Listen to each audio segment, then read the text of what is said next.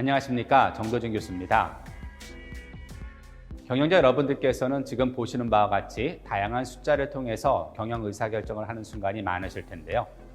우리는 흔히 이런 숫자들을 재무상태표, 손익계산서, 그리고 현금흐름표를 통해서 제공하고 있습니다. 만약 경영자 여러분들께서 지금 보고 계신 이 기업의 경영자라면 어떤 경영 의사결정을 하시겠습니까? 특히 오늘은 이러한 숫자가 경영을 어떻게 변화시키고 바꿀 수 있는지 같이 한번 살펴보도록 하겠습니다.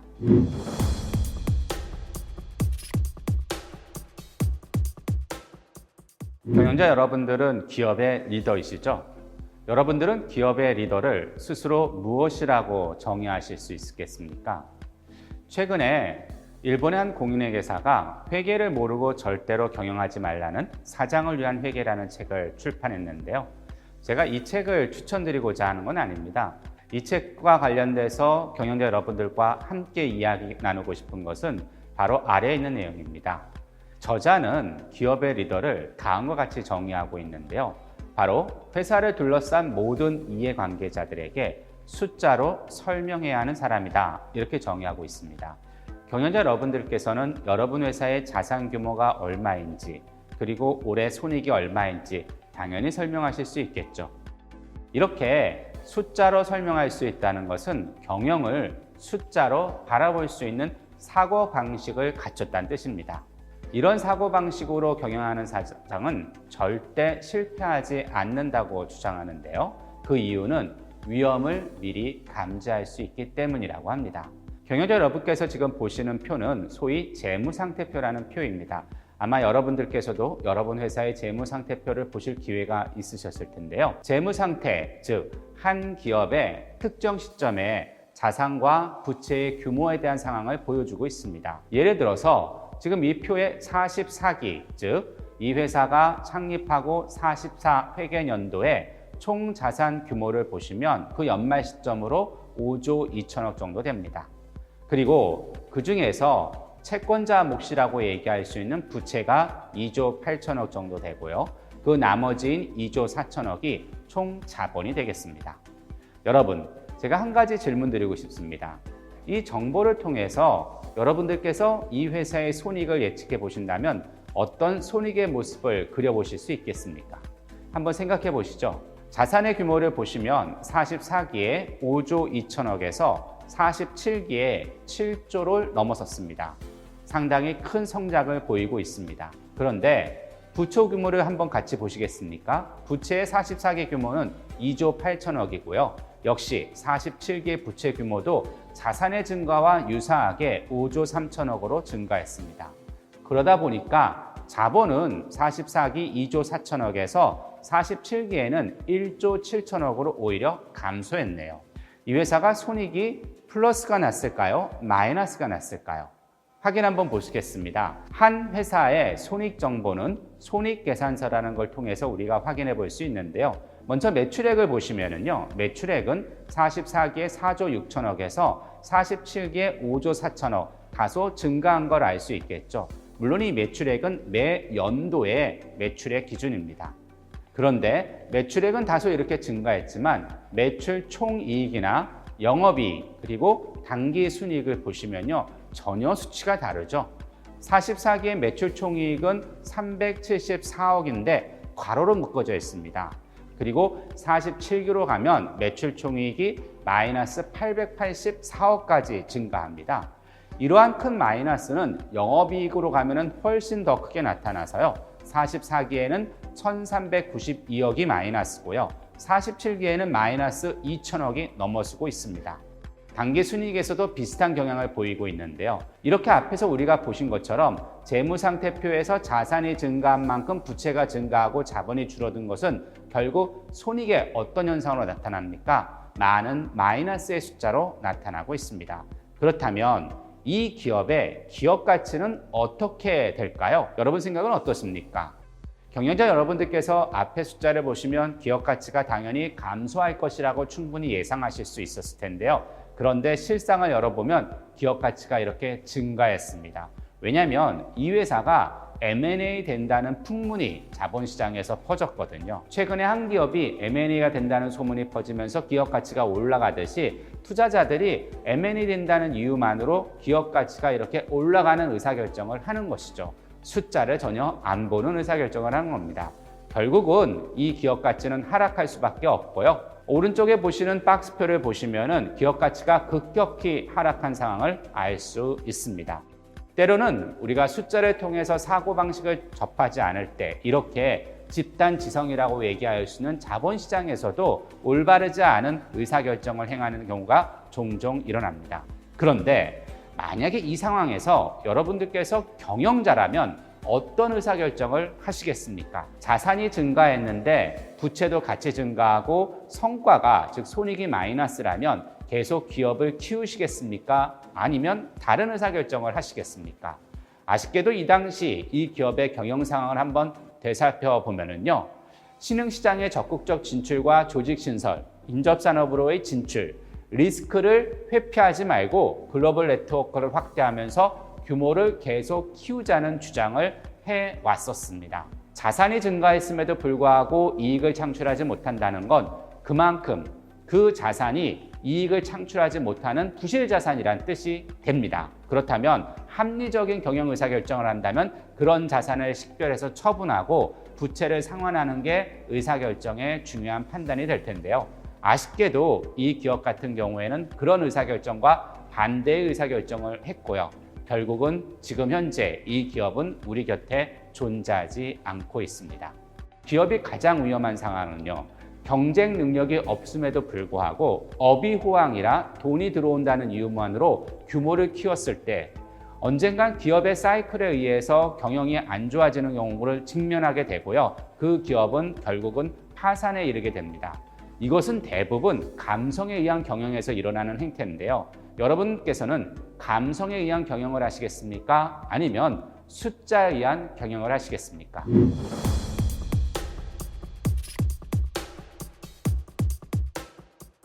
여러분들께서 보시는 이 표는 앞에서 잠깐 말씀드렸던 재무상태표, 그리고 손익계산서, 그리고 하나 더 정보를 제공해 드리고 있습니다. 바로 현금 흐름표입니다. 재무상태표는 앞에서 말씀드린 것처럼 한 기업의 특정 시점에 자산과 부채에 대한 규모를 보여드리고요. 우리는 손익의 성과를 예측해 볼 수 있겠습니다. 마지막으로 새로 보여드리는 현금 흐름표는 가계부와 같아서 현금의 유입과 유출에 대한 정보를 영업, 투자, 재무활동별로 보여드리고 있습니다. 제가 여러분께 여쭤보고 싶은 질문은 바로 이것입니다. 경영자 여러분, 이 회사에 투자 의향이 있으신가요? 여러분의 대답을 바로 확인해 보겠습니다. 자산의 규모는 2조 9천억에서 3조 8천억으로 증가했습니다. 9천억 정도 증가했네요. 부채는 어떻습니까? 부채도 역시 2조 7천억에서 3조 6천억으로 9천억 정도 증가했습니다. 자산이 증가했는데 부채도 거의 같은 규모로 증가했습니다. 손익은 플러스가 많을까요? 마이너스가 많을까요? 손익 정보를 보시면 영업손익이나 당기순손익이 점점 줄어들면서 가장 최근 연도에는 괄호, 즉 마이너스로 묶여져 있죠. 그리고 이번에 새로 보여드린 현금 흐름표를 보면 더욱 충격적인 정보가 나와 있는데요. 영업활동에서 한 번도 플러스가 난 경우가 없습니다. 여러분, 경영을 하시다 보면은요. 영업 손익만 집중해서 하시거나 단기 순손익에 집중해서 하시는 경우가 있는데 꼭 놓치지 마셔야 하는 것이 바로 영업활동에서 현금이 실제로 들어오는가, 요거 꼭 확인해 봐야 됩니다. 지금과 같은 상황에서 투자하실 의향은 없으시겠죠. 실제로 우리가 한 기업의 재무제표를 보면 좀 전에 우리가 살펴본 것처럼 자산과 부채를 담은 재무상태표, 수익과 비용을 담은 손익계산서, 그리고 현금의 유입과 유출을 담은 현금 흐름표로 구성이 되어 있는데요. 이를 다 합쳐서 저희는 재무제표라고 부릅니다. 경영자 여러분께 제가 지금 말씀드리고 싶은 것은 바로 이러한 정보의 의미입니다. 자산과 부채, 재무상태표는 한 기업의 미래에 대한 예측 정보를 담고 있습니다. 좀 전에 저희도 그렇게 연습했죠. 자산이 증가하고 부채가 증가했습니다. 돈 벌었겠습니까? 예측 정보는 자산과 부채에 있습니다. 여러분들께서 여러분 기업을 성장시킬 때 가장 확실하게 아셔야 되는 것은 무엇이겠습니까?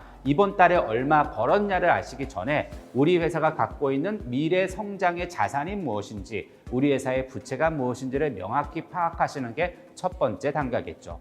이러한 예측 정보를 갖고 미래를 예측을 합니다. 이번에는 돈을 얼마나 벌었을까? 이익이 얼마나 됐을까? 그러한 예측 정보가 맞았는지 틀렸는지 수정하는 정보, 소위 피드백 인포메이션이 바로 확인 정보고요. 이러한 확인 정보는 손익계산서에 담겨져 있습니다. 손익은 미래를 예측하는 정보가 아니라 내 예측이 맞는지 확인하는 게 손익입니다. 경영자 여러분들께서도 여러분 회사의 미래를 예측하시려면 재무상태표를 보시고요. 내 예측에 대한 예상을 확인하는 것이 바로 손익계산서에 있습니다. 그리고 앞서 잠깐 말씀드린 것처럼 손익만으로는 충분하지 않습니다. 기업은 항상 현금 흐름에 대한 정보를 중히 여기셔야 되는데요. 이런 현금 정보는 바로 현금 흐름표에 담겨져 있습니다. 이런 정보들은 어디에 담겨져 있을까요? 금융감독원의 공시 시스템이라고 얘기하는 다트를 통해서 이런 정보를 얻을 수 있는데요.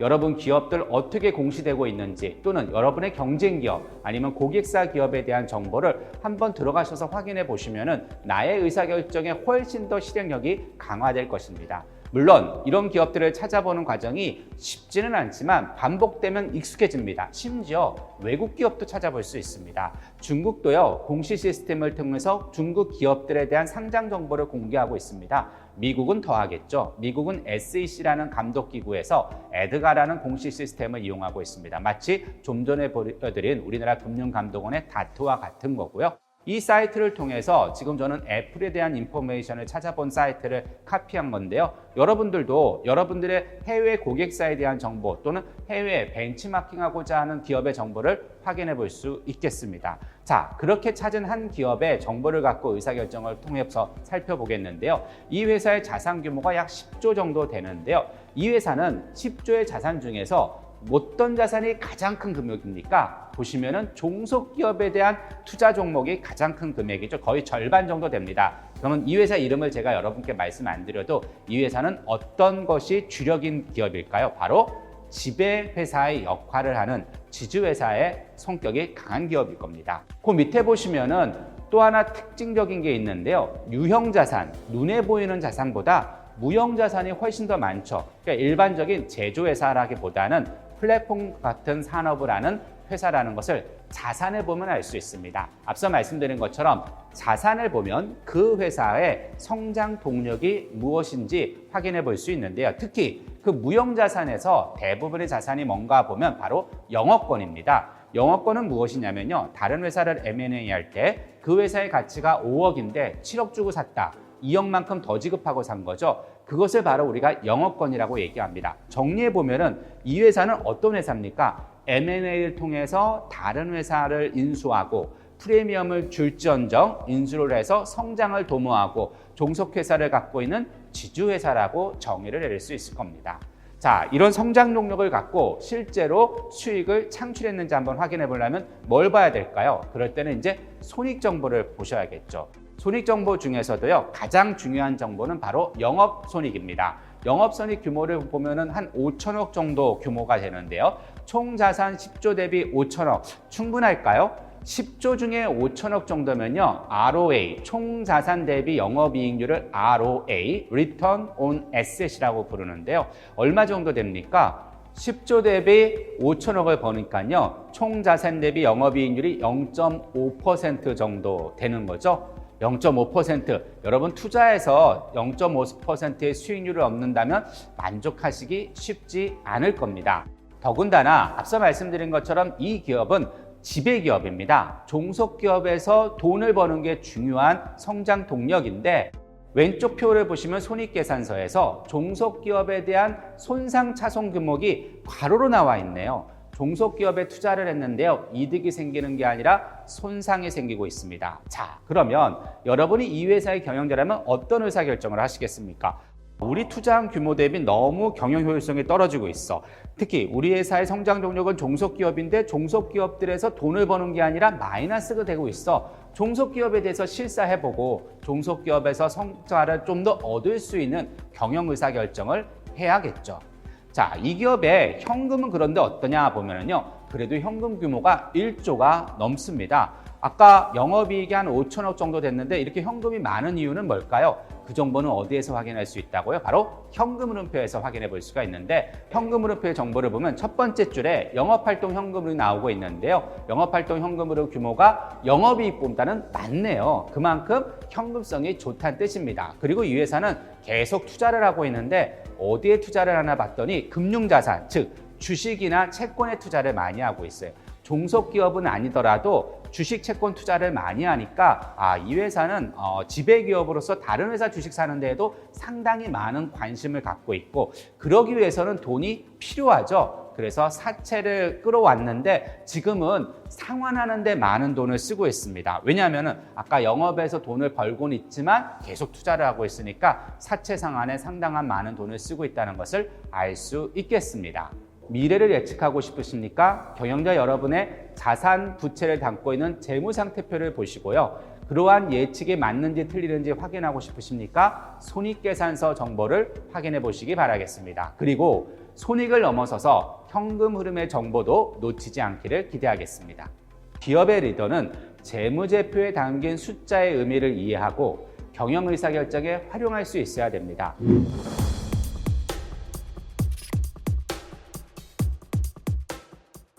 숫자에 의한 경영을 하실 때는 임계값, 소위 threshold라는 것에 대한 이해가 필요합니다. 이 숫자가 어떤 의미가 있는지를 알려면 기준값이 필요하겠죠.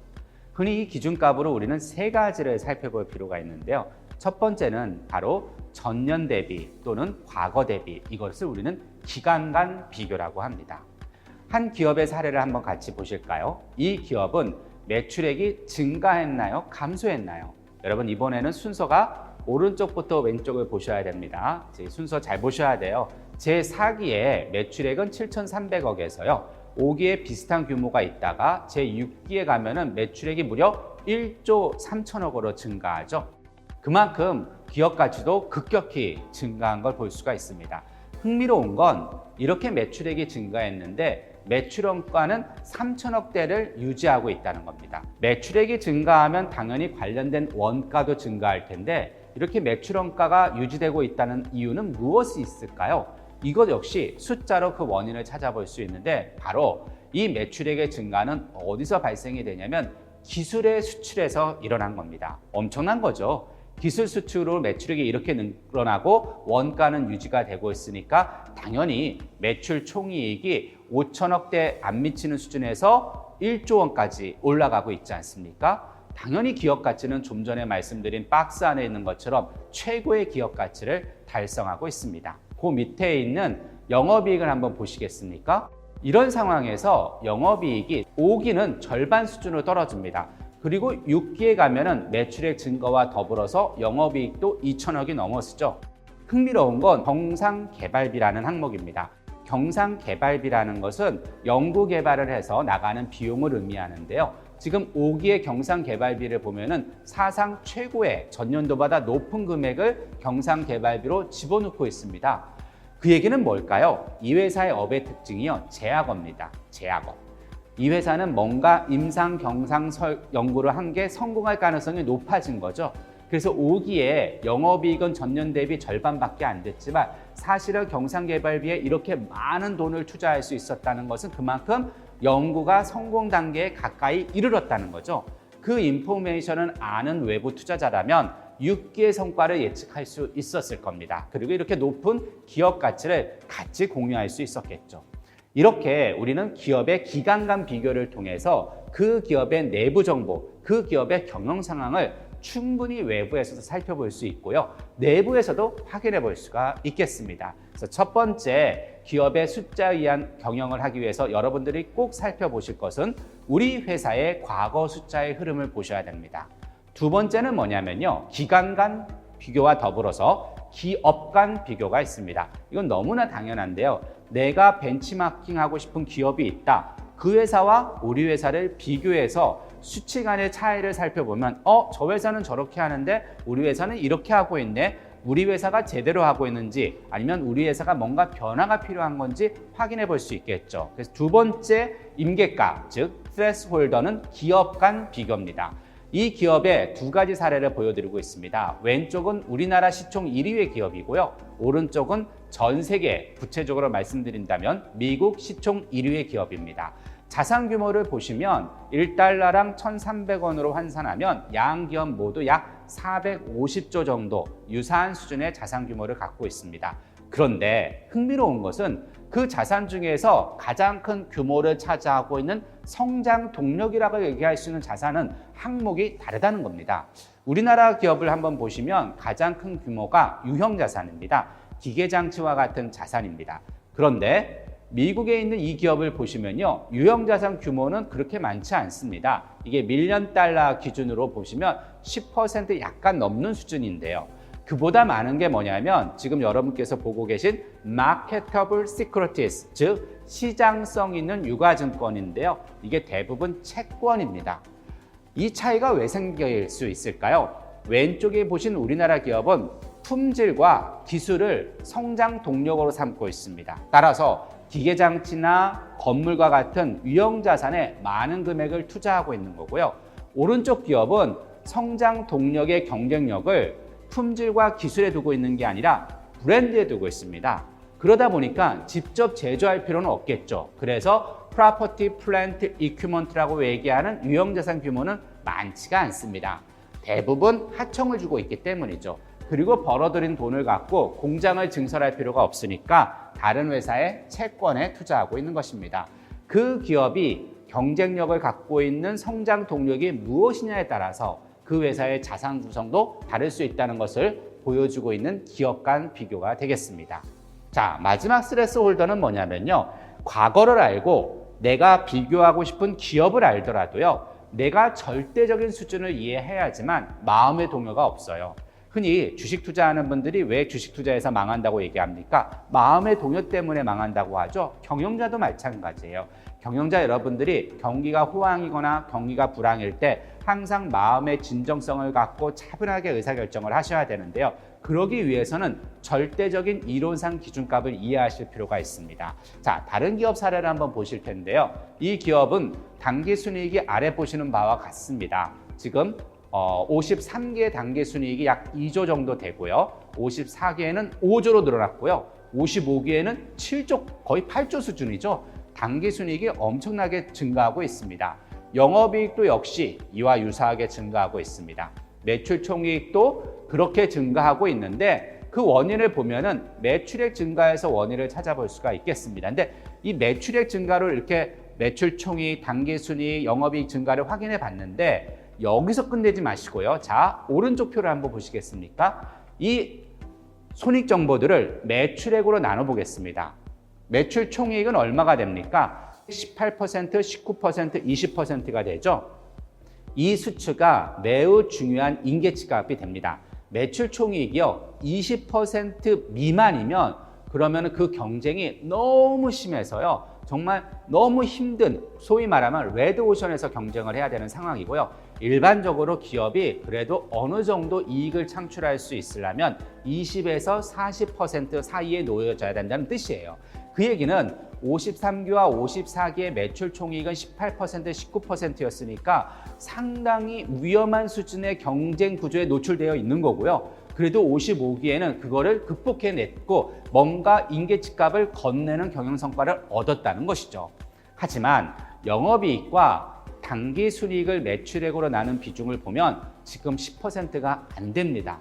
앞서 말씀드린 것처럼 기업은 그래도 20%는 넘는 이익률을 창출해야지 경쟁에서 미래의 성장 가능한 투자를 할 수가 있는데요. 영업이익과 당기순이익이 매출액 대비 10% 미만이라면요. 이것은 경쟁 구조에서 정말 이 사업을 계속해야 되는 고민 단계까지 이른다는 겁니다. 이렇듯이 어떤 한 수치의 절대값을 이해하게 되면요. 그 회사의 현재 상황을 명확히 이해할 수 있겠습니다. 경영자 여러분들께서는 세 개의 숫자 기준을 명확히 이해하시길 바라겠습니다. 첫 번째는 우리 기업의 과거 또는 내가 알고 싶은 기업의 과거 숫자입니다. 이거를 우리는 시계열 분석 또는 시계열이라고 부르고요. 당연히 우리 회사가 벤치마킹하고 싶은 기업의 숫자 또는 우리 회사와 경쟁업체의 숫자, 벤치마킹하는 기업의 숫자를 아셔야겠죠. 더 나아가서 이론상 절대적 기준값을 이해하는 것이 경영의 안정적 의사결정에 큰 도움이 되겠습니다.